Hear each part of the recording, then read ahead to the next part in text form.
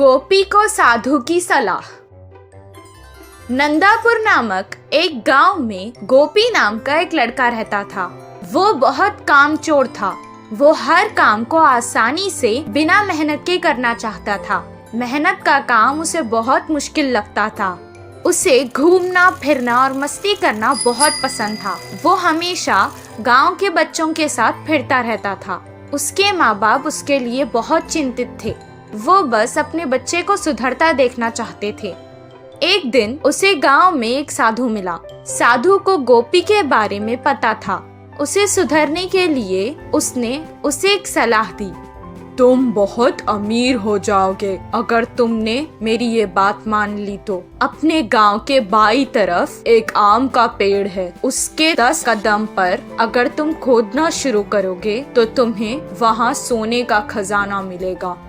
ये बात सुनकर पहले गोपी बहुत खुश हुआ, लेकिन मेहनत लगेगी सोचकर ये कहने लगा, आप इस खजाने के बारे में मुझे ही क्यों बता रहे हैं? आप खुद भी तो इसे लेकर अमीर हो सकते हैं।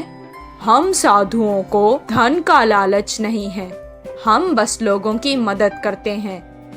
इतना कहकर वो वहाँ से चला गया। गोपी कहने लगा कि उस खजाने के लिए पता नहीं कितना खोदना पड़ेगा, और अगर इतनी मेहनत के बाद भी खजाना अगर नहीं मिला तो सब बेकार हो जाएगा। इतना कहकर वो भी वहाँ से चला गया। हर काम को वो ऐसे ही टाल देता था। कुछ दिन बाद गांव में पानी बंद हो गया। गांव वाले पानी की तलाश में हर कोशिश करने लगे। कितनी सारे कुएं खोदने के बाद भी उन्हें पानी नहीं मिला। उस समय गोपी को साधु की बात याद आ गई। मैं अगर इस बुरे समय में वो खजाना लेकर इस गांव से चला जाऊं तो आराम से रह सकता हूँ, वो सोचने लगा और वहाँ से फावड़ा लेकर आम के पेड़ के पास खोदने चला गया। कितना खोदने पर भी उसे खजाना नहीं मिला, लेकिन गांव की ऐसी हालत देखकर उसने खोदना बंद नहीं किया। खजाना लेकर यहाँ से चला जाने की लालच में वो खोदता ही गया। 4 दिन तक खोदने के बाद उसके पैरों के नीचे उसे पानी महसूस हुआ। कुछ देर बाद उस घड़े में पानी भरने लगा। वो तुरंत उस घड़े से बाहर निकल गया। पानी कुएं की तरह उस घड़े में भर गया।